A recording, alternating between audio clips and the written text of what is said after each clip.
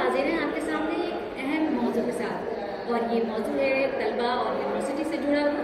جی ہاں، ہم بات کر رہے ہیں جامعہ ملیہ اسلامیہ کی۔